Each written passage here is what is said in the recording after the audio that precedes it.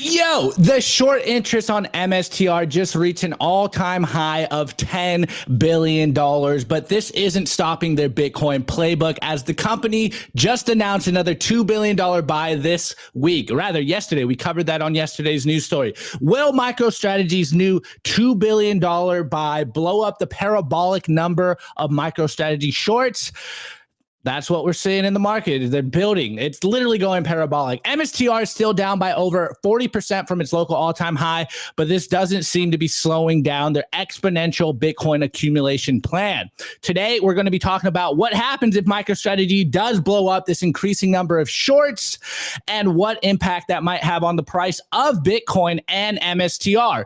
If these shorts do get wrecked, will this accelerate the MSTR flywheel / feedback loop? No one knows. We are watching it just as you guys are. So let's get into some of this news story, and then we will dive into it with our guest and, of course, our fearless co-host. So I'm not alone, guys. We got Bram. I'm going to butcher your last name, bro. Kanstein, right? Well done. Let's go. Okay, a fellow Bitcoin content creator, and of course, our fearless leader, Nico. He's also still dealing with that throat thing we were talking about yesterday and coughing. So keep yourself muted, Nico. And we're going to keep the show going. You already know the deal. The show goes on. Nico, mute yourself. Jeez. Okay. All right. So let's start with this, guys. We covered this on yesterday's news story. You know, we talked about Saylor just continuing to double down, buying Bitcoin, opening up MicroStrategy for new markets. And as we covered yesterday, he acquired another 1,000 Bitcoin, and he's now got a total of 447,470 Bitcoin. Now, of course, you guys been trolling us. Is this Simply Bitcoin turning into Simply Saylor? Well, guys, MicroStrategy has been putting on a masterclass for corporate America and every CEO out there. And he's getting a lot of attention from mainstream and, of course, from the bears. I mean, look at the MicroStrategy chart. It's literally looks like it's going parabolic here. You can see this. Of course, we've been covering this all of last year. They finally got past the 2000.com bubble. And for a lot of people right now, it looks like it's in another bubble. Well, if you don't understand what Saylor's doing, if you don't understand Bitcoin, you don't understand all the convertible bonds he's creating, then maybe you think that, yes, this is a bubble, you know, tulips bubble, et cetera, et cetera, et cetera. And hey, man, the price is going up. It damn near looks parabolic as well. Now, going into today's news story, you can see that there is a record high of MicroStrategy short interest, and it's absolutely crazy. So it's at $9.72 billion of volume for shorts, and you can see here on the chart the short interest over time. It's looking like it's going parabolic here. And there's been a lot of talk on Twitter about the shorting. You know, there's a famous tweet right now, or infamous tweet right now from Martin Shkreli, the tech bro out there, the villain tech bro. He's got a huge short. He's saying like, I'm good, man. I'm okay with this. But what does this do for the Bitcoin price? This is Simply Bitcoin after all. We're not here just pumping MicroStrategy. Obviously, we've been trolling the last couple of weeks that, man, we really wish we just bought all of our stack in MSTR. We'd be a hell of a lot richer at this point. But for the basic mechanics here, the higher MSTR pumps, the more shares that MSTR MicroStrategy issues. And then, of course, the more shares they issue, the more Bitcoin Saylor buys. And he's just doing this flywheel over and over and over.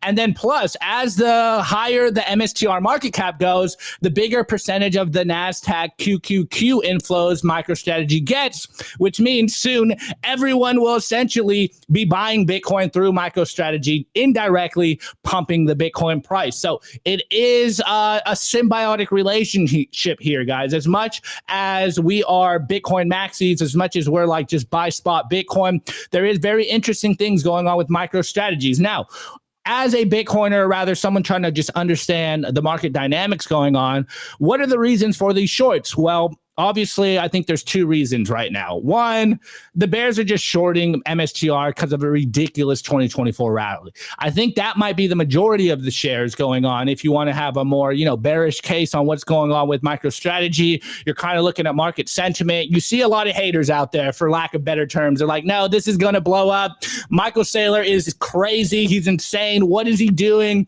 He's just buying Bitcoin. What's the company even do? And yes, he's just buying a bunch of Bitcoin, turning a zombie company into a Bitcoin company. Or the more conservative take here might be that some of the people are hedging themselves in a more conservative play against the growing bond creation of MSTR. Obviously, they probably hold some MSTR and they're like, hey, well, maybe if the price does go down, I'm going to hedge against that and buy some shorts. So there is some interesting stuff going on here with MicroStrategy. Now, the other story that I find very interesting with what Micheal Saylor has been doing in this MicroStrategy convertible bond play we've been seeing play out the last couple of months is, remember, Saylor's been, or rather, Saylor planned on what we've seen him do in the last 3 months to take 3 years. Now, why is Saylor essentially pushing up the timeline? It looks like he himself is FOMOing into Bitcoin. Again, he has shortened a 3-year plan into 3 months, and it looks like he's doing all of this as we start to see Trump take office, in the next 13 days or so. So what does he know? Does he know an SBR is coming? Is he just foreseeing an incredible price increase? Obviously, we're not mind readers. We're just looking at the market and wondering what's going on, wondering maybe he does know some things that we don't understand yet. But it looks like there is an incredible amount of short interest on MSTR. And can MicroStrategy just blow this up? If he does blow this up, we will see an incredible $10 billion short squeeze as the MSTR price continues to go up. Things are starting to get really interesting going into 2025. Not only is the Bitcoin price going to go up, but I think Saylor might get even more vindication in 2025 with the MSTR. Literally, Saylor is putting on a masterclass and trailblazing for different ways of TradFi to get onto the Bitcoin standards, for companies and CEOs to enter into Bitcoin. And I think very soon we're going to see a lot of tech CEOs, top CEOs, pension funds, etc., start to get some interest in MSTR, start to follow suit. Things are getting very interesting, not only on the SBR level, but on the company corporate level. And of course, the institutional adoption that we think is coming in 2025. It's starting to feel like what we've been saying for a while. 2025 is going to be a crazy, crazy year in terms of price. Of course, we got to stay vigilant. Make sure you're taking your Bitcoin into custody. Make sure you're running nodes out there. This is simply Bitcoin after all. Now, I ranted enough this morning already. I'm starting strong. I'm geeked up on caffeine and nicotine. So I'm going to pass it over to Bram because we got to give Nico a little moment to heal that throat, get a throat lozenge in there. But Bram, good morning. Thanks for coming on. And what's your thoughts on all this MicroStrategy news? And are you being bearish or bullish on the MSTR stock? No, I'm super bullish. I love the energy. I love this intro, dude. You know what is so fun? Like, so much stuff can happen in Bitcoin. Each week, there is something where I'm triggered again to learn more, dive into. And I don't remember when, but I think it was like 4 or 5 weeks ago only, I really got like MicroStrategy built. Took me 3 videos, I think, and some tweets by Ben Workman. So shout out to Ben Workman, one of the I think they call themselves the quant, what is that, kid analysts or something like that. When Ben said you have to look at MicroStrategy as like a business model pivot, that's when I realized that, Saylor started with kind of like a company that was on its way out. He had this 500 million in cash. This story is known. Eventually, he was looking for a way to protect that. Ended up going from a skeptic to a Bitcoiner, using it to as a treasury for his company. And then slowly he figured out like, hey, I can buy more. I can leverage this. I can use these like classic TradFi instruments to get more Bitcoin. And when you think about the word business model pivot, he's pivoting from this B2B SaaS business to, he called it a Bitcoin development company. Now he says, I'm a Bitcoin treasury company. And that, I think that thing really did it for me, where I'm seeing like, hey, he's capitalizing or taking the opportunities that he's seeing in the market, and he's acting on that. And so I think it's very fascinating. And also, I see in the chat, like, Bitcoin is falling now, like, it's just so funny. Why is Saylor in a rush? Because he understands what this is. And if you don't understand what this is, you either sell it, or you gamble with it, or you leverage it, or, whatever. But the most important thing is that you get in on Bitcoin, because it's the most important technological discovery in finance in our entire lifetime. Totally, Bram. Totally. And I really like the meme of, a business plan pivot. We're seeing it happen in real time. And I see a lot of Bitcoiners, especially on Twitter, talk about like, how is this a separation of money and state? I thought Bitcoin was going to take over TradFi. Why are we using these TradFi tools to essentially, get more Bitcoin? And I think kind of a small silver lining here, guys, is if we do want to win, and the sense that we've always thought about Bitcoin, in the sense of Bitcoin taking over the world, I think we should be using all of the TradFi tools to further facilitate Bitcoin. This is how we fully entrench Bitcoin. Yes, of course, we want to make sure that people can hold Bitcoin, take Bitcoin into custody, run nodes, etc. But the way we really take over is by using every TradFi tool out there to just continue to infiltrate the system. And you're seeing that Saylor is doing that in real time.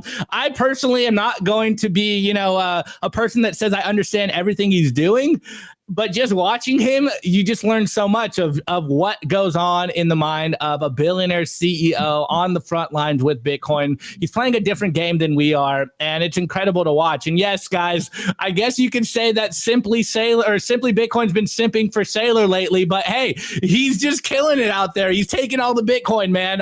Saylor, can you stop taking all the Bitcoin? Anyways, Nico, try not to cough on stream, but how are you doing? And what's your thoughts on this MSTR short squeeze possibility? Yeah. So first of all, shout out to Opti for filling in for me. I straight up, I had to go to the emergency room on Sunday because my tonsil was just going crazy. They gave me some medicine. It got a little bit better. I woke up this morning and I had to text Opti. Like, as soon as I wake up, I'm like, dude, I'm going to probably need you to fill in for me because it was hurting again this morning. So shout out to Optimus Fields, the legend, for filling in. Look, all I got to say is, short MicroStrategy at your own peril. Okay. Short MicroStrategy at your own peril, because they're, excuse me, they're buying an asset that has absolute scarcity. They're taking advantage of the debt-based system, the infinite money glitch. And that's what people do not understand. They do not fundamentally understand that what MicroStrategy is doing is they're acquiring the scarcest asset in the history of mankind. And if you're coming from the traditional financial world, that does not compute. That does not compute. You do not understand why this stock that essentially has been going sideways since the since the .com boom and bust, MicroStrategy stock has literally stayed the same for 20 years. And then as soon as he announced the Bitcoin strategy, it pumped. Then we had the bear market of 21, and then it was a great opportunity to get in. And then it's just gone parabolic since then. And then what's really interesting about MicroStrategy too is the terms that they're getting for these loans, right? They're extremely favorable, and the interest rates are so low. So there's always risk when you're borrowing money to buy Bitcoin. But again, the bet that Saylor is making is he's going to be fine if Bitcoin's price is higher 5 years from now.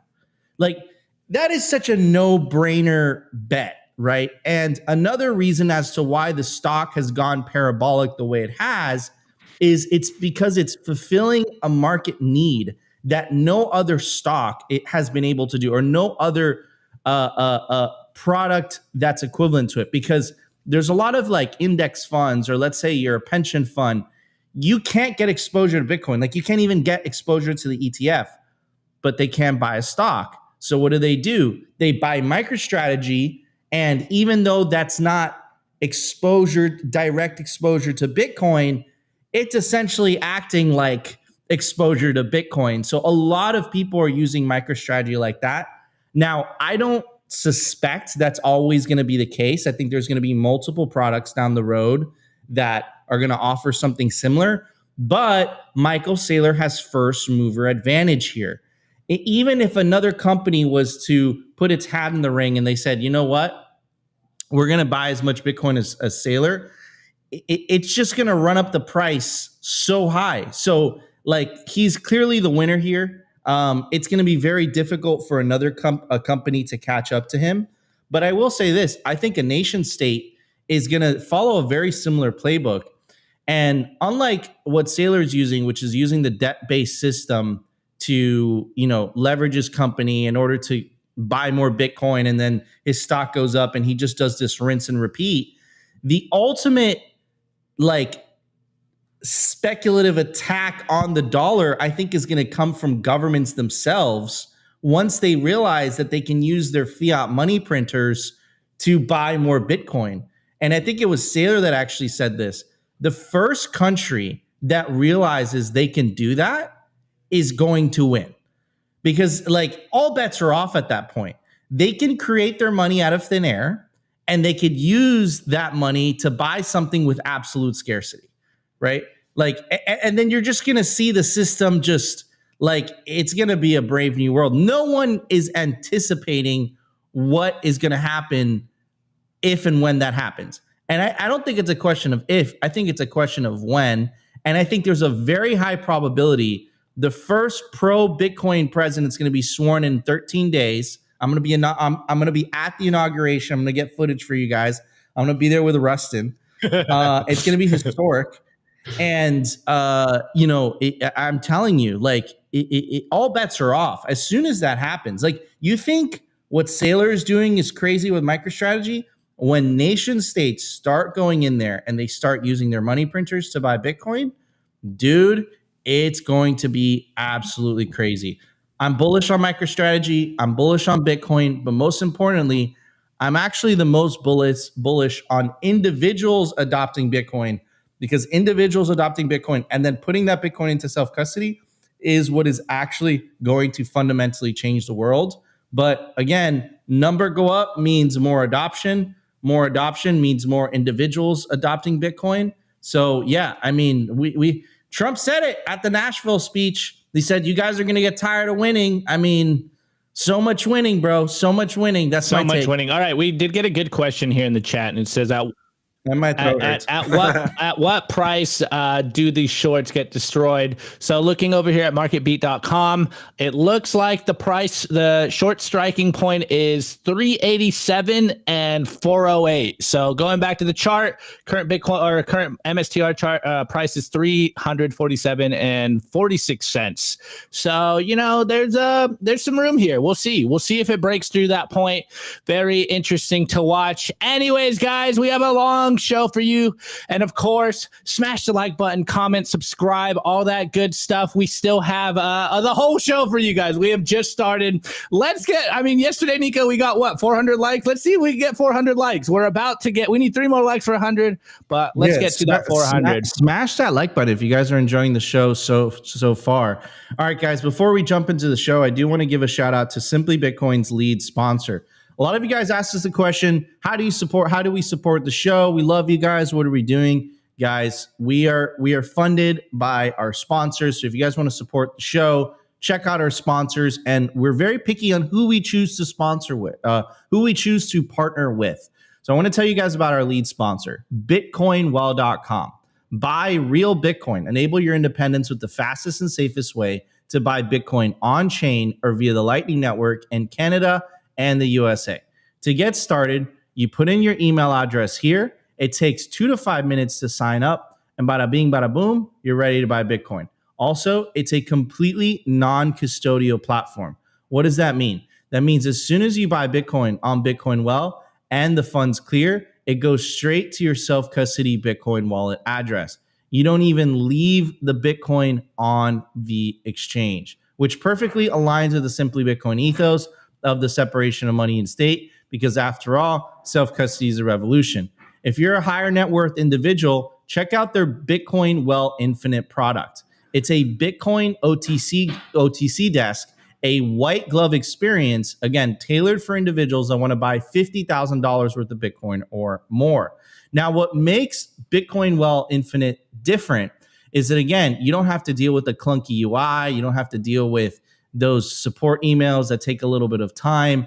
You have a personal, dedicated representative of which you can reach out to at any time, and you can ask them any questions you might have, or if you want to buy Bitcoin, you want to sell Bitcoin, you have questions about Bitcoin, you can pick up the phone, you could text them, they'll answer. It's a real human being. It's really nice, and you'll have a white glove experience. So check it out, Bitcoin Well Infinite. Also, every time you buy Bitcoin on Bitcoin Well, you earn Bitcoin Well points, and you can redeem those points towards the Bitcoin Wishing Well contest. We're going to toss a coin into the Wishing Well right now, live for you guys. First person to scan the QR code has won 210 sats.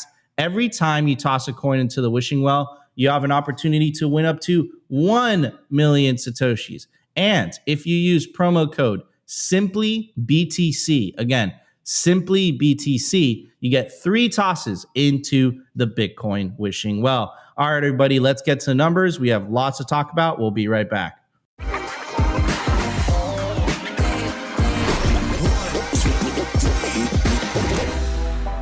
I want to tell you guys about our sponsor, Stampseed. Is your Bitcoin in cold storage really secure?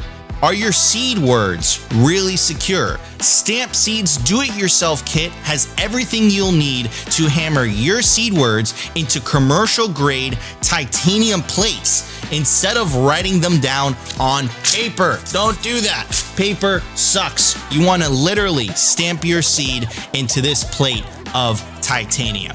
Your words are actually stamped into the metal plate with this hammer. So once your words are in, they aren't going anywhere. No risk of the plate breaking apart and your pieces falling everywhere. Titanium stamp seeds will survive nearly triple the heat produced by a house fire. They are also crush-proof, waterproof, non-corrosive, and most importantly, because this is generational wealth, time-proof. All things that paper is not, allowing you to hodl your Bitcoin for the long haul. I mean, here is the plate that they crushed. They put in water. They put a blowtorch to it. And as you can see, the words have survived. Stamp your seed on Stampseed. And you can use promo code SIMPLY to get 15% off anything on their store. All right, guys, make sure you scan the QR code. Yeah, wow, I did it good first time. Get yourself a Stampseed kit. Secure your generational wealth here. Wait. Use the promo code simply for 15% off. Okay, let's get on to the show. Let's get on the show. Of course, we're over here on the numbers on Clark Moody's dashboard. The Bitcoin price is currently $96,970. It's so over, guys. Oh no. Yeah, it's over. We had a good run. Shouts out to everyone on Twitter. Like, we are never going to see 5-digit Bitcoin again. And guess what? We are seeing 5-digit Bitcoin again. It's so over. No, it's not. Just keep stacking.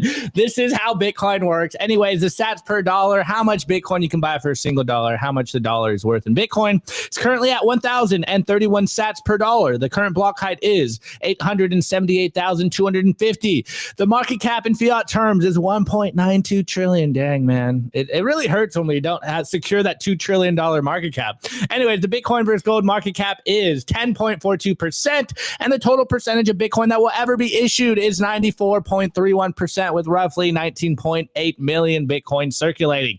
All right, guys. Now, this is a huge theme we've been talking about on the show, is the freedom of speech aspect, internet censorship. And it looks, I might be a little more skeptical than Nico here, but it looks like we're getting another domino to fall here.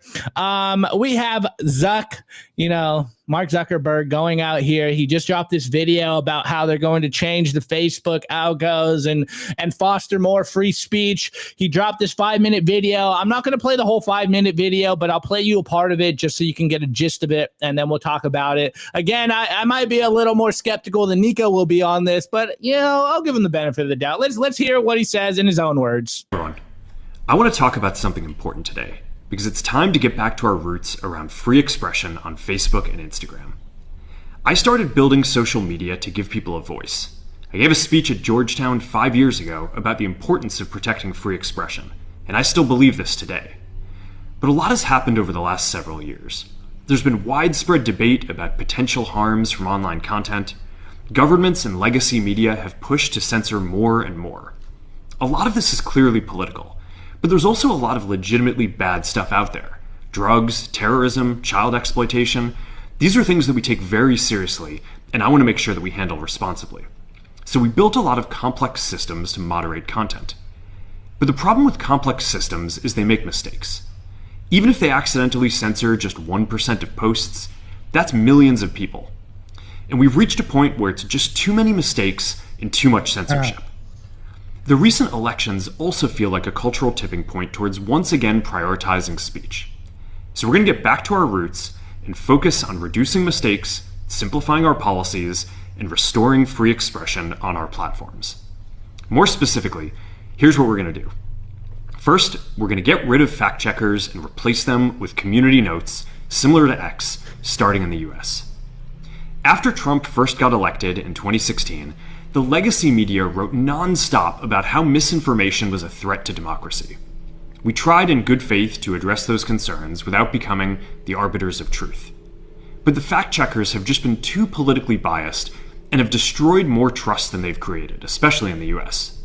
So over the next couple of months, we're going to phase in a more comprehensive community notes system. Second, we're going to simplify our... Okay. Just... You go watch the whole clip. You can make up your own mind. And now another interesting move that Zuck made, again, allegedly a proponent of free speech now that the tide is shifting, is adding Dana White to the Meta board. Now, I'm more of a fan of Dana White than I am of Zuck, and you guys obviously know he's a huge advocate for freedom of speech. He doesn't control anything his UFC fighters say out there. He's like, they're men, they can say whatever they want. And, he's really like the Chad bro CEO out there. And so it is interesting to see all of these moves play out in the same time. He comes out with this new, video about we're not going to police speech. We're going to follow Musk with a community note. It does seem like he's seeing the tide shift, or at least that's like the surface level view of this. But, there is people that are saying that this is an incredibly extraordinary cultural moment where he is talking about the zeitgeist going on. And also one interesting point about that video was he's saying he's moving the Meta headquarters from California to Texas, which we've seen Musk do something very similar. Yeah, at the very end. Yeah, at the very end, he talks about that, which is very interesting. So is he, seeing the writing on the wall? Yes. Of course, Meta has more data than we do. Maybe he's seeing that the cultural, zeitgeist is shifting towards the right. I think this is kind of the conversation we've been seeing for a long time. And then, of course, we can talk about Musk doing something similar. Of course, he's been talking about you are the media now. And I think there is a huge push right now from Silicon Valley in this idea of freedom of speech. Is this them capitulating?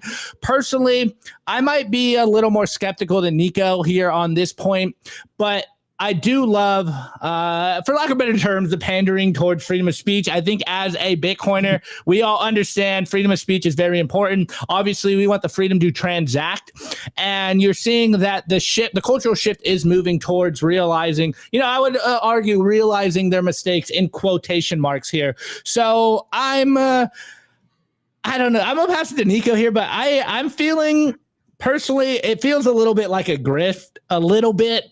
It's almost a little too late considering everything we saw from Zuck and Meta in 2016 and in 2020. You know, now are they suddenly becoming enlightened and they're seeing the error of their ways, or are they just kind of afraid, like their head's on the chopping board now? And if Trump comes in, what everyone's afraid of doing, you know, with a hammer, they don't want to be on the wrong side of history here. And I think fighting free speech in any of its forms is essentially on the wrong side of history. So I do give them kind of a leeway into learning the error of their ways. But I don't know, when I saw this, I kind of felt it's a little grifty here, Nico.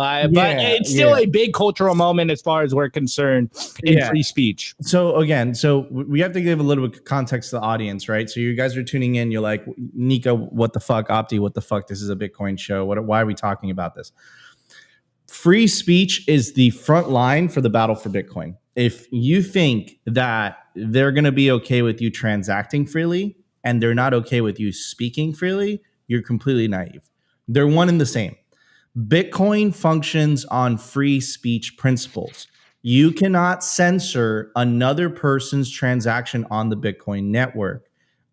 Jeff Booth's comments come to mind when we talk about this specific subject. You know, one of the things about Bitcoin is that you're going to have to be okay with even your worst enemy using the Bitcoin network. So same thing applies to free speech. Thing with free speech, is it perfect? No. Is it messy? Yes. Is it the best system? Absolutely. Because the opposite is giving the power to a bureaucratic elite or a tech elite to pick and choose what is the truth and what is not the truth.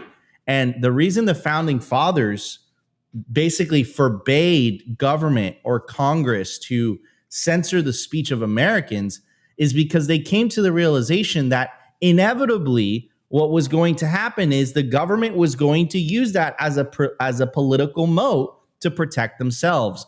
And that's essentially what happened in the era of social media, with the rise of social media. Because essentially before social media, there was a handful of legacy media outlets where everybody got their news. And those legacy media outlets over the decades were co-opted by government. What happened with social media is you saw mass scale peer-to-peer communications, and essentially it allowed individual creators like me and Opti, for example, here at Simply Bitcoin, to speak directly to our audience members. And then it became a lot more difficult to control the narrative. That's why you see the rise of Joe Rogan, the rise of Tucker Carlson, the rise of Candace Owens, the rise of Steven Crowder, the rise of Tim Pool, right? The Young Turks. Like, you see the rise of independent media. And Elon has a quote that he's been saying on X, "You are the media now."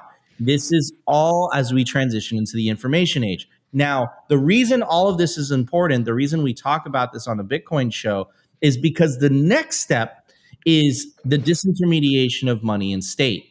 And our tool, the most effective tool to educating the masses about Bitcoin, about the truth about money, the truth about inflation, is speech. If we're not allowed to talk the truth about money, then we can't really get the message out on Bitcoin. That's why we've always focused so much about the battle for free speech. Now, in regards to Opti's original comment, to weave it back in, I think Jeff Bezos, I think Mark Zuckerberg are all seeing the writing on the wall. They tried everything in their power to stop Trump getting reelected, right? They tried everything, the legacy media. You can even make an argument, I know it's not completely confirmed, that they tried assassinating him, right? You can make that argument. And they were not successful. And Republicans usually don't win the popular vote. And with everything they did, all the smear campaigns, the legal campaigns, essentially, you know, they tried to put him in prison. They charged him with the crime. The first president that's been essentially, you know, convicted, and we all knew it was lawfare. It didn't matter. The American people didn't buy into that narrative, right? And what happened? It says like Trump won the popular vote and the Republicans won a government trifecta. That usually never happens in American politics. So if you're one of these tech bros like Mark Zuckerberg that put in like $400 million to help the Democrats get elected back in 2021, you're freaking out a little bit, right? You're looking at that and you're like, oh God, like Elon with X, like, Facebook might be at risk. People are just swarming to X. Like X is growing like crazy. If you look at the how much users they're gaining, legacy media has lost 20 to 30% of their viewers or listeners or all that stuff. And X has actually gained 20 or 30%. So Zuckerberg as a businessman, I don't know if he actually believes all this stuff, but I think as a businessman, fundamentally it comes down to like, look, this is the trend. People want this type of speech. And again, I think all the things that he said were justifications to kind of justify his actions over the years, right? But again, like at the end of the day, fundamentally, what matters is eventually the market forced him to have to change his policy. And this is where we are right now. And I suspect all the other platforms are going to have to pivot because they're not going to have a choice, because people are going to flee to the platforms that they're able to speak freely in. Like, it was crazy to me when the Twitter files came out, where it was confirmed that elements of the US government were asking private corporations to censor Americans on their behalf. Like, that is completely against the First Amendment. And all of that stuff is coming to light. And I promise you, remember, Trump got deplatformed. They deplatformed a sitting president. Like, that is nuts. That is crazy.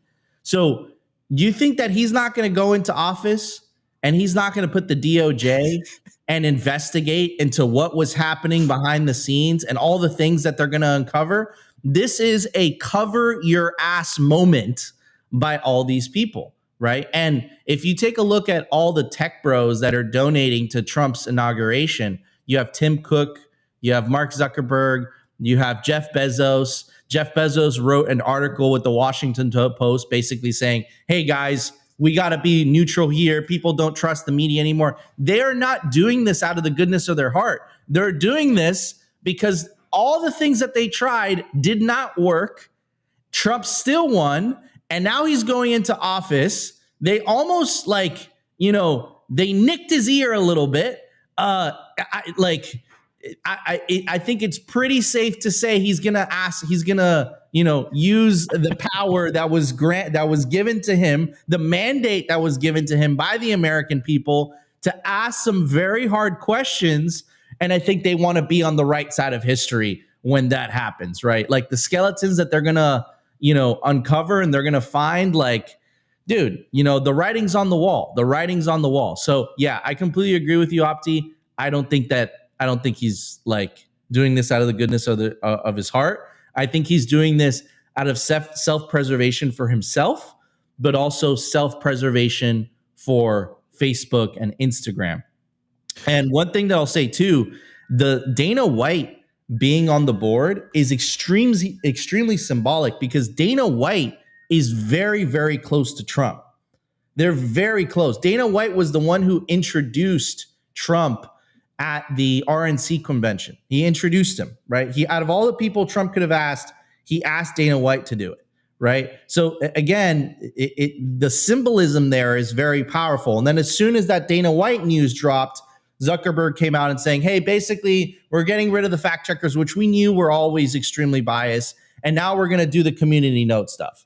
Like, no, come on, guys. Like, this isn't a coincidence. This isn't just, kumbaya. This is cover your own ass. Anyways, that's my take. Bram, what's your take on all this, brother? Oh, so much to think about, guys. Well, I was thinking about how Mark Zuckerberg has a goat named Bitcoin. I don't know. Well, wait, hold on. It's Max and Bitcoin. Yeah, so Maxi Bitcoin, I don't know. So, and I was actually just Googling or like searching on Twitter because I have a tweet. I don't know when I tweeted it, but like I said, I think it was 6 months ago, maybe even longer. I think Zuckerberg buying Bitcoin would probably mark the top of this bull run. So I'm going to repeat that here and let's see how that ages. But what I find interesting, and I'll tie it in with Bitcoin, is that when Saylor talks about the strategy that he's following, and the problem that other companies have as well, the cash pile, etc. Like, what do we do with the money? If you think about the FANG companies, right, like the big 7 companies of the S&P 500, there's only one company where the majority, where the CEO, the founder, has a majority ownership, and the only one that can actually buy Bitcoin like Saylor has been doing with his influence as his shares and voting rights is Zuckerberg. So I just find that interesting that is the case, and I totally agree with you guys. Like, this is pure optimism, of course, and it's known that Zuckerberg is trying to move closer to Trump in order to make right what he's done wrong before, and so I agree with the idea that Trump and Dana White are very good friends for like 20 or 30 years or something, and so that might be a way. On the other side, I was thinking to address, because I remember last time that I was here, you talked about like, oh, the chat is brutal, etc. And I wanted to address like some thoughts there, like, oh, you voted for Trump, you got Elon, or like Bitcoin is down and blah, blah. Like, I think what we're showing here is that we are chilling, right? And it is very important that you study Bitcoin to a degree where you can actually chill, right? Like, if it goes up, you chill. If it goes down, you chill. If Trump is the president, you chill. If someone else is the president, you chill. Like, you need to study Bitcoin and eventually understand what this is, or you'll be kind of like stuck in all these short-term time loops of things that want attention from you, or things that you could be annoyed about. But if you just stack Bitcoin, you can actually chill, man, and you don't really have to pay attention to all the BS, and you can actually be entertained by seeing Bitcoin proliferate in the world and seeing this thing unfold. Because as Opti said in the beginning, we might have first day executive order announcement of Trump in 14 days, where he's going to announce Bitcoin plans for the US, which is thoroughly entertaining, I'd love to say. So just chill, study Bitcoin, and don't be distracted by all this short-term bullshit. And again, I think Zuckerberg buying Bitcoin would mark the top.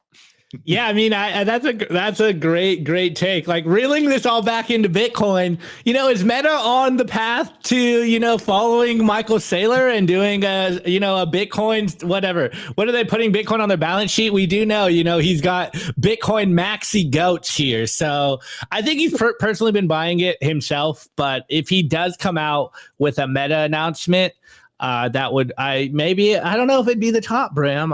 Maybe if it's at the end of the year, it might be the top. Perhaps, yeah. But I think in general, it's just interesting. Also, all the things that you just talked about with MicroStrategy and people being short or playing long game, whatever. Like, if you're gambling on Bitcoin, you don't understand it. Like, that ties into what I just said. Like, you need to chill, like preserve your future. Don't gamble and do all these little crazy tradey things and all the questions like, why is it going down, etc. Like, it's all unnecessary. Totally. You want to chime in? Yeah, I mean, first of all, great points from Bram, and I agree. I think the top is when Zuck buys Bitcoin. That's when you have to get the F out. But again, look, what I will say is, look. And I see a lot. I see a lot of this in the comments, and I see a lot of people are like, Trump doesn't actually understand Bitcoin. Zuck doesn't actually mean this stuff. It doesn't matter. It doesn't matter. It doesn't matter because they're doing it anyways. That's what matters, right? And that's something that you have to keep in mind. And a lot of people, and guys, you have to understand, this is the separation of money and state. Inherently, it is extremely political. What the goal here is to end central banking. Okay, if you thought this was going to be a cakewalk, you're completely naive, right?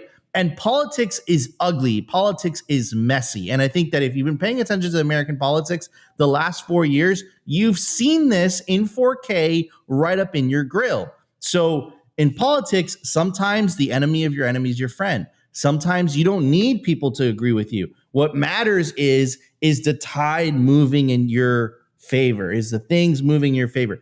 And absolutely, 100%. You have talk of a strategic Bitcoin reserve on the federal level. You have talk about a strategic Bitcoin reserve on the state level. And now you have one of the most influential social media platforms following in the footsteps of Elon Musk and X.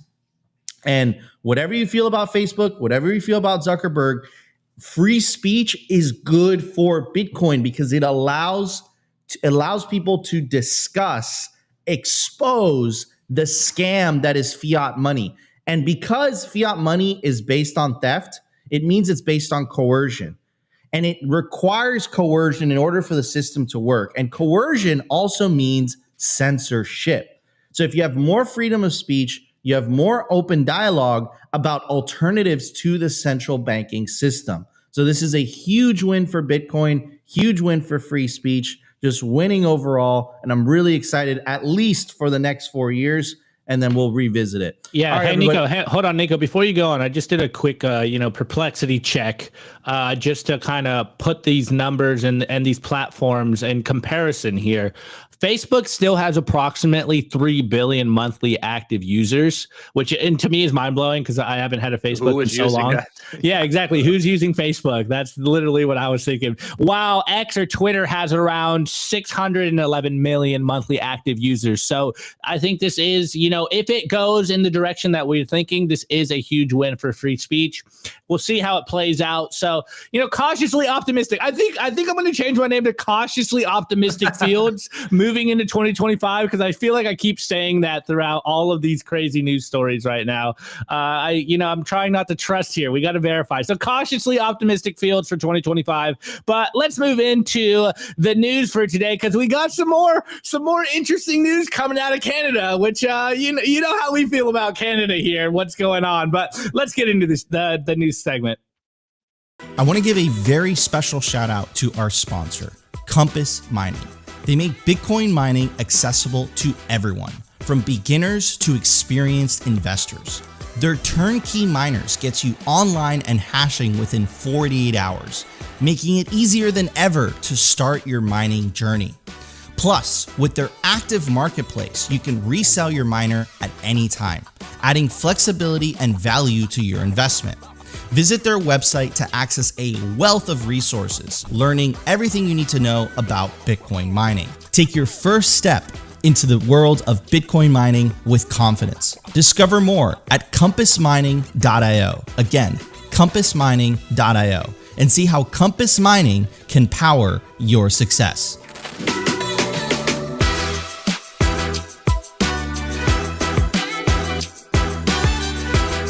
I want to give a shout out to our sponsor, Foundation. It's self-custody done right. They built a premium grade hardware wallet called Passport right here in the US, and it integrates seamlessly with their free app called Envoy. Passport is fully open source and verifiable. It's the most intuitive Bitcoin wallet designed with a UX reminiscent of a classic feature phone, so you'll know how to navigate it and use it the moment you pick it up. It's also air-gapped, meaning Bitcoin stays offline, never touching an internet connection. It's Bitcoin only, open source verifiable, air-gap security model, gorgeous design craft, premium grade materials. Get your Bitcoin off exchanges and into your own hands in just a few minutes with Passport at foundation.xyz/simply. Get peace of mind. All right, new phone. Who dis? No, it's not a phone. Get yourself a Passport by Foundation, boys and girls. It's beautiful, fully open source. It is mother and grandma. Well, I don't know if I'll go as far as grandma friendly, but it is mother and father friendly here. With the Envoy app, it is so easy, guys. It's beautiful. It's totally beautiful here. Anyway, so let's get into the news story, guys. All right, boys and girls. We did a show on this. I forget. I think it was around Thanksgiving about this trend that we're seeing in Canada, that it looks like Justin Trudeau was on the way out and potentially a more Bitcoin friendly administration would go in. And now it seems to have played out. So allegedly Justin Trudeau is resigning. And so I don't know. Let me just play a little bit of his resignation speech, and then we'll bring this back into why are we talking about this? I thought this is a Simply Bitcoin show. Well, we got a little, a little sauce in here for you, but let's hear Justin Trudeau himself. My friends, as you all Oh, it's super quiet. Can you hear that? Every bone in my body has always told me to fight because I care deeply about Canadians. My friends, as you all know, I'm a fighter. Every bone in my body has always told me to fight because I care deeply about Canadians. I care deeply about this country, and I will always be motivated by what is in the best interest of Canadians. And the fact is, despite best efforts to work through it, Parliament has been paralyzed for months after what has been the longest until March. The audio is really quiet, but long story short, we'll just keep it playing. We'll just mute the audio, Opti, and we'll just keep it playing in the background as we talk. But yeah, I mean, look, TLDR, Justin Trudeau has officially resigned. Announced his retirement resigned from Prime Minister of Canada, but that's not the bullish news, Opti, is it? Yeah, no, that is not the bullish news. So obviously, I don't even think Canadians, this is probably why he's resigning. They're not fans of Justin Trudeau and all of the policies he's been working on. But what does this mean for Bitcoin, and why are we even talking about it? Well, it looks like, pro-Bitcoin Pierre Poilievre, I believe I said that correctly. I got memed last time I brought his name up, leads the poly market odds to become Canada's next prime minister, replacing Justin Trudeau. So it looks like pro-Bitcoin candidate Pierre Poilievre, which is, the equivalent of the right in America, though their colors are different. So I guess Justin Trudeau on the left is red and the right in Canada is blue. So it's completely mixed up. But he is the conservative candidate here. He is pro-Bitcoin. He's been out there. He's been talking about Bitcoin. Actually, he's been a little quiet about Bitcoin in the last couple of years, which is, maybe saying something. I don't know. But we all remember, at least if you've been in Bitcoin for a while, Pierre Poilievre. This shawarma buying Bitcoin, with this, we're going to buy this shawarma with this Bitcoin. You ready? Hold on, I'm just creating your invoice. He's creating me an invoice right now. Now listen, he's going to, make sure to include the tip in there as well. By the way, what is on this shawarma? Oh, deliciousness. Deliciousness. An extra serving of deliciousness is exactly what we need. And by the way, do you use Canadian food when you make your shawarma? Is it Canadian sourced? Everything here is local, actually. Local, made in Canada, my friends. All right, let's do it. All right. All right. Just hit send. Send. Done. Oh, I got it. You got the payment. All right, we did it. Let's go. Okay. Wow. So Trump buys burgers, and the potential front runner, and the very good clarification from World of Rusty's in the chat. Incredible Bitcoin graphic designer. It's to specify the party isn't resigning. So essentially Trudeau is stepping. It's a parliamentary system. So Trudeau is stepping away from prime minister, and essentially another liberal will step up as prime minister, replacing Trudeau, but the party itself will still remain in power. However, it's important to note, thank you, Rusty, for that clarification, that the Conservative Party, according to the latest polling, is leading. So if they are to have an election, they have to have an election by October of this year. But if they are to have an election, it looks like there's a high probability that Poilievre wins and he takes office. And the reason that this is important is, again, he is pro-Bitcoin AF. And that would be insane, because essentially you'd have the United States pro-Bitcoin and you'd have the Canada pro-Bitcoin. And okay, so he's not buying burgers with Bitcoin. Wait, Nico, sorry. Shawarma with Bitcoin. To clarify, we will just have the United States being pro Bitcoin because we are annexing Canada and becoming the 51st state. No, and the Greenland thing is hilarious, bro. Trump actually flew into Greenland this morning with his plane. Have you guys seen that video? No, I didn't catch that. I thought it was a joke, but like apparently Trump Force One landed in Greenland this morning, bro. They're really serious about that. That is so funny. So it's gonna be Canada, and then I saw a picture too of apparently a Mexican annexation as well, which is hilarious. I fully endorse this. Oh man! Wait, one thing. Keep going, Nico. Keep going. Yeah. So yeah, I mean, again, like this is the art of the deal. Like Trump is half serious, half telling the truth. But if you think that Trudeau is resigning just because out of the goodness of his heart, no, he sees the writing on the wall. He's trying to cover his own ass. And I think that this is like a desperate attempt by the Liberal Party because Trudeau is so unpopular. They're just going to replace him with someone else. The policies will stay the same. And I think they're hoping that because they're replacing Trudeau, which is like not very liked, hopefully their party wins the election again and they can keep going. But I think it's deeper than that, honestly. I think the worldwide political trend right now is the rise of the populist right. I think I'm seeing this worldwide. And I think for Bitcoin, I think it's very positive. I think I'm not a big fan of fiat politics. I think it's kind of like a scam because it's essentially a popularity contest. And based on who wins the popularity contest, they control the money printer. But as Bitcoiners, I think having politicians in power that either pass favorable Bitcoin legislation or leave Bitcoin alone is actually really, really good for the Bitcoin movement. And it seems like the populist right, whether it's in the United States or in Canada, for some reason or the other, we can get into the details of that, but I don't think that's important.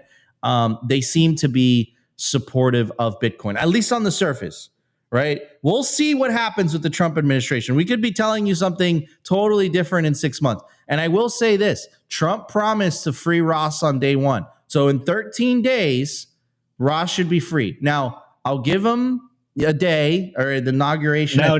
Day. Yeah. The following day after the 21st. It would be symbolic if it's the 21st. Yeah. On January 21st, like technically Ross should be free because he promised Bitcoiners delivered with the vote, right? We have to hold him accountable for that. I think he's going to keep his promise in my humble opinion. But, again, Bitcoin and Bitcoiners don't need special treatment from the government. We just need the government to leave us alone on the regulatory perspective. We can't have Lightning Wallet developers fleeing the United States, right? Like, it's not good, right? So anyways, that's my take. Bram, what's your take? Wait. Before Bram goes in, I just have a quick take, and it's more trolly than anything, that we are on the best timeline possible with Trudeau resigning and a potential, another pro-Bitcoin leader in the Northern Hemisphere. So I think it's going to be a great 2025. I love being on this timeline. Bram, jump in. You're muted. You're muted, bro. That's a rookie mistake. I said I love the timeline. I love the idea of Ross being on Joe Rogan. Think about that and just telling this story to the entire world. Like it really feels like since the Trump election, kind of like the pendulum has swung the other way. And what I love is that Nico just said the word liberal, right? Like another liberal will replace them. And then I thought, like, liberal, what does liberal actually mean? Because like liberal is used differently in a political sense, I think, in Europe and in America, but then also in Canada, because in America now these people say I am a progressive, right? So they stopped using the word liberal, because I actually Googled, if you Google liberal word meaning, which is funny, right? Because you should know what it is. But if you say I'm a liberal politician, under liberal, it actually says this for the adjective: willing to respect or accept behavior or opinions different from one's own, open to new ideas. The other one is relating to or denoting a political or social philosophy that promotes individual rights, civil liberties, democracy, and free enterprise. And why is it so crazy that all the liberal people, all the people that are for civil liberties, are actually the ones that are working against freedom of speech, against freedom of money, and all these things, right? So that's, I think, the main thing I took from what Nico just said is like, it's just so crazy that these people still call themselves liberal, but they're working against all these things that would actually give us more freedom. Yeah, so that's a really good point. So to answer your question, Bram, so essentially it's by design. They co-opt the language. Hayek mentioned this in the book Road to Serfdom. There's a reason that the Democratic Party, every conservative party around the world, is essentially blue, and every left-wing party around the world is essentially red. But since the Reagan Revolution, essentially, for some reason or the other, the Republican Party in the United States is red, and the Democratic Party, the left-wing party, is blue, right? Coincidence. And then, of course, you can go into the rabbit hole of Reagan upside down. You can go into a very famous red flag and then you can go into you can go into the rabbit hole of Reagan essentially ending the USSR and all that stuff. But again, we don't have to talk about that. I'm just mentioning it. But anyways, should we hit the culture? Yeah. Let's get into the culture, guys. We're going to be talking about Bram and his content creation. We have lots to talk about, guys. So we're going to hit the culture. We'll be right back. Bram is one of the best up and coming Bitcoin podcasters that came out of nowhere, came into the Bitcoin scene. He's making incredible content. I believe he just joined On Ramp Bitcoin as well.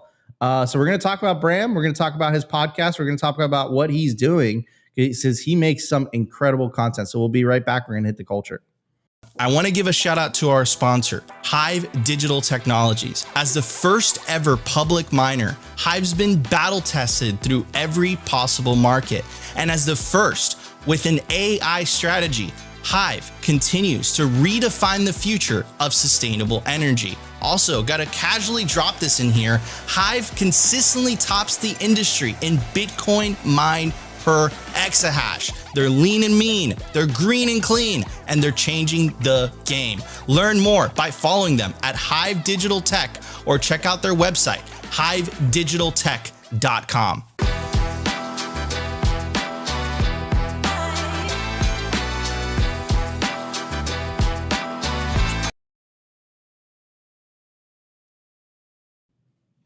All right, everybody. I do want to give a shout out to our sponsor, BitBlockBoom. Guys, it's going to be one of the best Bitcoin conferences of the year.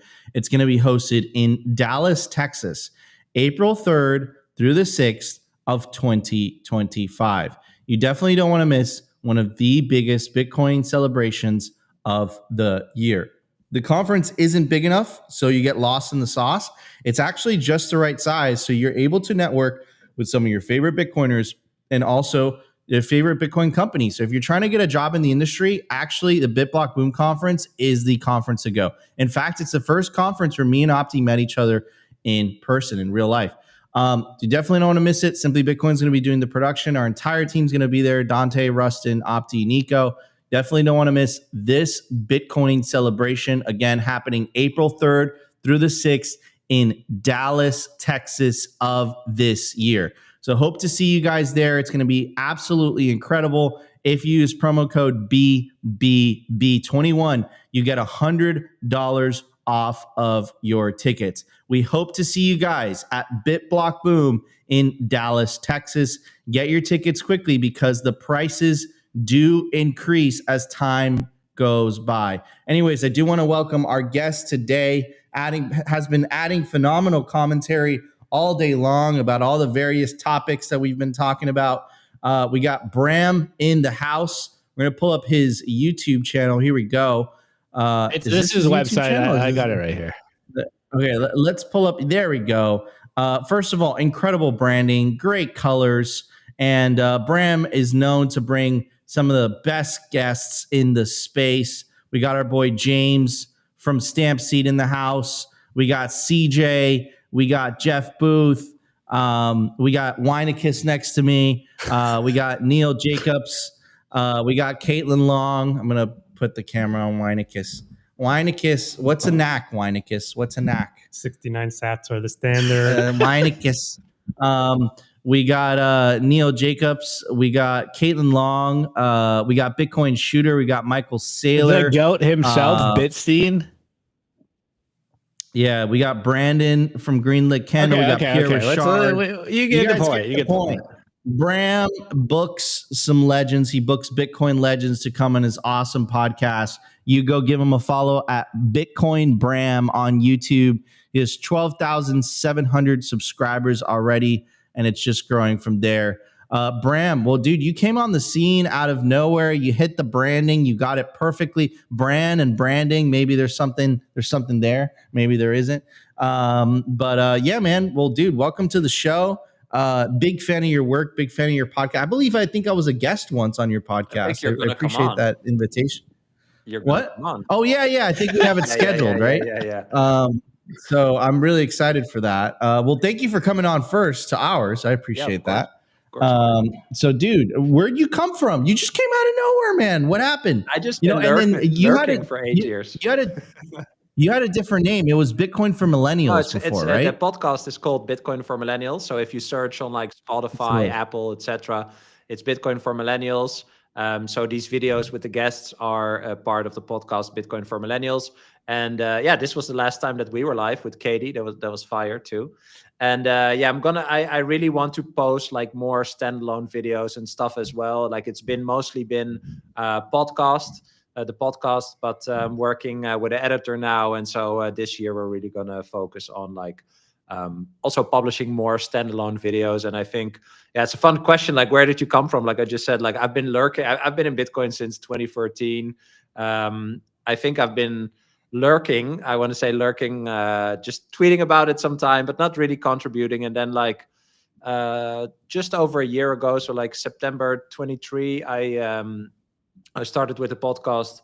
That's just really when I decided, like every day I wake up, I think about Bitcoin, and I thought like the rest of my life I'm going to think about Bitcoin. So I really want to contribute to it. And then I thought, fuck it, why not another podcast? But really focused on millennials. Like I think there's two things why Bitcoin is perfect for millennials. One is that we have a huge problem. Like, the whole idea of retirement or following the path that your parents or your grandparents followed, right? Like you go to school, you get an education, you get a job, you get a house, a family, etc. Like all these things, like just the easiness of how that came to them is, gone, basically.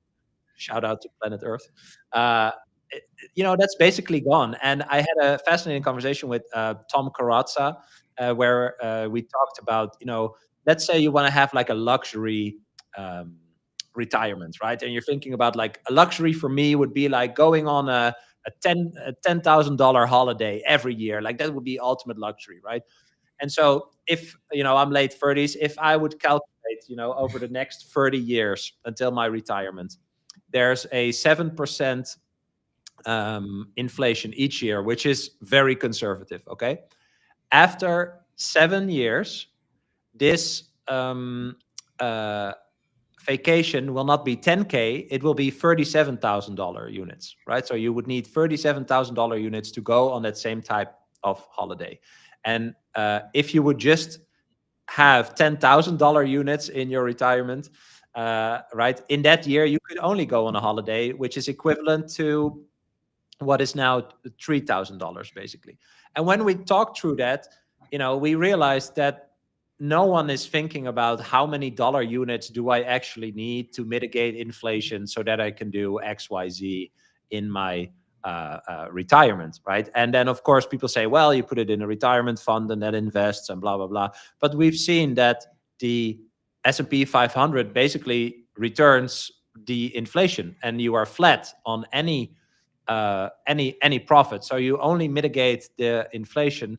And like, who's going to do that for 30 years? That's also another thought I have. Like, who's going to DCA $100 a month in the S&P 500 for 30 years and then have like the 1 point something something or 2 point something something $1 million that like all the finance people talk about? Like, who's going to do that, right? So that entire avenue of making sure that you save towards your future. You lower the uncertainty towards your future, so you can actually be optimistic about your future, you know, and build a family and eventually go into retirement. Like that whole structure is totally gone. And now someone says like the baby boomers are completely out of touch and don't believe how bad things are. That is true, but yeah, so what? Like, why should we point at the baby boomers? Like, we have a problem to solve. And I think that problem can be solved by adopting Bitcoin as the ultimate savings technology for us. And why are millennials so well prepped to actually understand Bitcoin is because we have lived through every big, or not every big, we weren't there with the car and all that stuff, but like in our youth, we went from cassette tapes to CDs to mini disc to MP3 to eventually streaming, same as with, you know, the TV, same as with VHS tapes to DVDs and etc. Like, we understand how things that seem ingrained as technology in our society actually changes. And if you think about gold, like just shiny rocks, or saving in money that devalues programmatically over time, those are inferior ways that you can save towards your future. And I really think that, you know, our generation is poised to understand that perfectly. And it's our biggest opportunity to actually have a better future than or a better life that our parents did, and actually also give that to our children. Like the boomers had real estate, Gen X had the S&P 500, and Bitcoin is basically the S&P 500 for millennials. So that's the reason why I started the podcast. And yeah, it's been fun to see how it's going. Oh, I love that. Bitcoin is essentially the S&P 500 for millennials. That is 100. I 100% agree. Yeah, I mean, because it's like, you know, when you're trying to build wealth, like, you know, an 8% return a year on a good year, right? S&P, if you factor in inflation, right, you're really not growing your wealth. So unless you have like a substantial amount of wealth, you know, that 8% isn't going to take you anywhere, right? Yeah. So you see Bitcoin and you're like, wow, if Saylor's right and we're getting a 30 to 40% compound interest rate of 30 to 40% for the next 20 years, like I could actually retire. I could actually, have a house. Yes. I could have dignity in my life. I'll actually own something and be happy rather than falling for the boomer propaganda of you'll own nothing and be happy. Everything's okay. I'll add two things. I'll add two things there, because I see two comments that stand out to me, right? Like one was Satwise that mentioned the boomers. He says, well, the reality is they have all the capital. That's why I'm pointing at them. Very true, but they're all going to die, right? That's why Bitcoin is the and they're gonna, and it's because of natural causes. Yes. YouTube, okay? It's biological, right? It just they will pass on when the new generation takes them. That's the cycle of life. You've become right? too sweet, guys. Come on, I know. Okay. These censors got us wearing PTSD here. 3 companies own 88% of the S&P. Anyway, they got ahead. Okay, the whole point is they had a vehicle. The other generations had a vehicle to go ahead, and the boomers will die, and this will be one of the biggest wealth trends. Die of natural causes, guys. They will usher in the biggest wealth transfer of our time. And now you have to think about you have to think for yourself, if you're a millennial or Gen Z, how am I going to safeguard that inheritance? If you're lucky enough to get an inheritance, I don't get any inheritance, for example, but if you get something, how are you going to safeguard that? Are you going to go to some financial advisor who says like, oh yeah, this Bitcoin thing that is already existing for 16 years and countries are buying and the president is going to buy, etc. Oh no, that's too risky. That's too risky. Like, you don't need these people. Just as like we are all the media now, all the information is out there for free on the internet. You don't need any intermediary to figure out how to store your wealth towards the future. And so, yes, they have the money, but this wealth transfer is coming. That's one. And I saw another comment that said, I have to scroll down. Man, chat is crazy. Simply chat is lit. Give me 1 second. I'm scrolling down. Wow, guys, stop talking. Oh yeah, about the AI. Like people still haven't taken in that AI is arriving and will change it all. That's so true. If you boomers are going Luigi. Yeah. Boomers are going Luigi, bro. That's funny. That's funny. Yo. Come at me. Come at me. Okay. So the AI thing. If you go to my YouTube channel, I have a podcast with Jeff Booth, like one of the latest videos where I asked him like 20 questions from people on X that send me in questions that I asked him, and we extensively talked about this AI boom. And what is very interesting is that, of course, Jeff Booth talks about that improved technology improves productivity, which eventually lowers prices of everything. So he says deflation of all the prices and technology, etc., is natural. So AI is going to create a crazy productivity boom, right? The robots and the software is all going to do all our tasks for us, and we're going to optimize a lot of things, which should actually drive prices down. But because we price everything in a money that's inflationary, right? More units are created all the time to service the debt of America, and America has the world reserve currency, so they export all the inflation. There's actually a very big battle going on of deflationary technology that is battling against inflationary fiat money that can only be inflated for this system to exist. So if you're going to measure all the AI productivity gains in that are deflationary eventually in an inflationary money, you're going to offset like all those gains. And so technologically, AI is the biggest boom of our lifetime and should bring the most prosperity.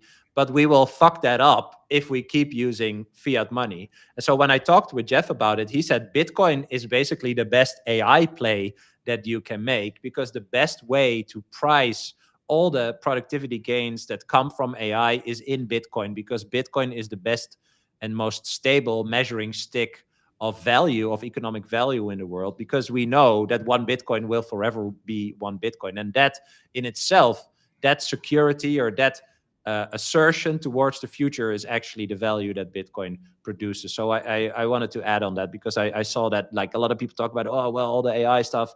Yeah, AI, the convergence of AI and Bitcoin is perfect timing. Love it. Love it. Yeah, and then one of the things that too, like that Jeff mentioned, I love this, right? Which is like what would happen to AI under a fiat standard and what would happen with AI under a Bitcoin standard. And it's totally different, because AI under a fiat standard, it would be coercive by nature in order to keep the system to keep the system continuing. But an AI under a Bitcoin standard, again, because all the incentives are aligned, because it's a non-coercive system, it's an incentive-based system, AI could actually work to your benefit. And one of the things too that Jeff pointed out, and I love the way that Jeff looks at this, which is that he makes the case that the world is naturally deflationary, and Bitcoin is the only unit of account that is actually able to portray that, because everything else is so manipulated and controlled by governments, and it creates this artificiality where the world is inflationary where it shouldn't be, because of all the technological and productivity advances that we've had, as a society over the last 100 years. And we don't see this, and to go back to the name of your podcast, Bram, and we'll kind of wrap it up with this, why are we poorer than our parents? Like, we have better technology, better productivity. Why are we poor? The answer is fiat. The answer is inflation. Yes. That is the I'll answer. add one thing to we that. should not be poor. I'll add one thing to that. Why is it funny? Why is it a joke when you say like, oh, in the 1960s, a bread was 50 cents.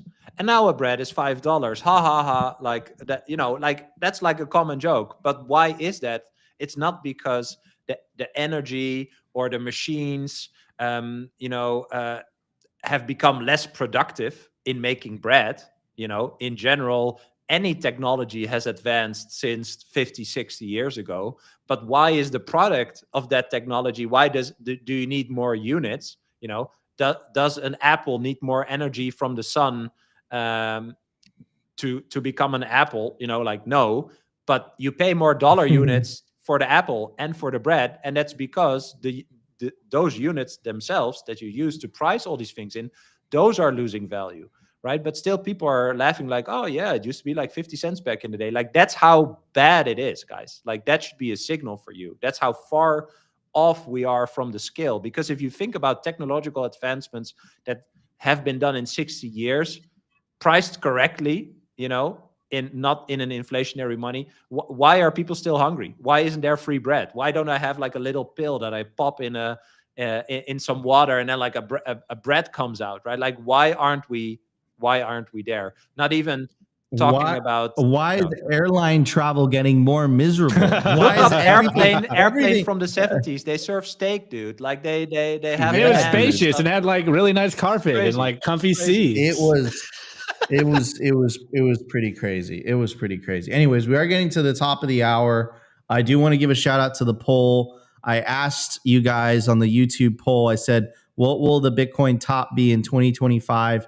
39% of you guys said 300K plus. 22% of you guys said 150K, bearish. 20% said 200K. 17% of you guys said 250K.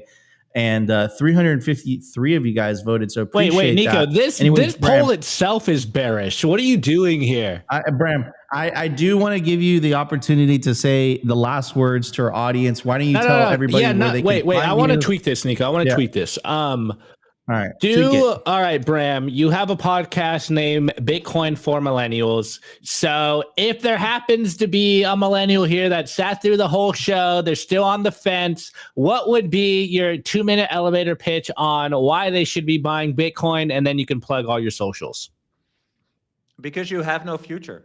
You have no future in in a world where the money is inflationary. You'll keep running on the hamster wheel that will never stop for you, because everything that's promised towards the future, for example, in America and like in all the other countries, there's the same type of money system. If you go to the usdebtclock.org, on the top left, you see the US debt. But what's even worse is if you go to the bottom right, you see unfunded liabilities, which are over $200 trillion. Those are all promises that have been put on paper and promised to, in this case, the people of America. And if America actually wants to pay for that, they have to print themselves into oblivion, which will inflate this currency crazy, and everything will implode all around the world, which I hope won't happen, but the writing is on the wall. And so the thing you have to do is start thinking for yourself, start realizing that the future is not as pretty as you thought it would, and study Bitcoin and really study it before you get into it. Because eventually, when you get it, that this is a money that has absolute scarcity, which is the greatest invention of our time, then you will also realize that this is the best savings technology that you can use to lower the uncertainty towards the future, to actually have a positive outlook on the future, which will make you have a positive outlook in the now and will turn you into a builder instead of the consumer that you're forced to be. Because your money that you have now, the fiat money you have now, is worth the most today. That's why you're spending it on all this stupid shit. And you should be saving towards your future. And the only way to do that is with Bitcoin. Let's go. Okay, Bram. Wait, someone take the soundboard away from Nico. Bram, will you plug your socials, your Twitter, your YouTube, wherever you want to direct people, and then we'll wrap up today's show. Yeah, socials, very easy. I think it's on the screen. I'm on X, Bramk, B-R-A-M-K, and people can find my podcast, Bitcoin for Millennials, on Spotify, Apple, Fountain, everywhere. Also, if you type it on YouTube, and on YouTube, it's Bitcoin Bram. So hopefully see you there. And thanks, guys, again for the opportunity to chat. So appreciate you. Love it, man. Thank you so much for joining us. Guys, this was January 7th, 2024. Simply Bitcoin Live. In the host seat today, Optimus Fields filling in for me while my throat recovers. Hopefully I won't wake up. It will be better tomorrow. But shout out to Opti for coming in hot. And of course, our special guest for today, Bram Kanstein. Well done, brother. Go give him a follow. Woo, nailed it. Go give him a follow. Great up and coming Bitcoin content creator. Huge fan of his work. So definitely go give him a follow on all the socials. Anyways, guys, if you guys enjoyed today's show, smash the like button. Consider subscribing if you feel like we provided you value. And we'll see you tomorrow for a brand new episode of Simply Bitcoin Live. Today's episode was brought to you by BitcoinWell.com, a Bitcoin-only platform on a mission to enable financial independence.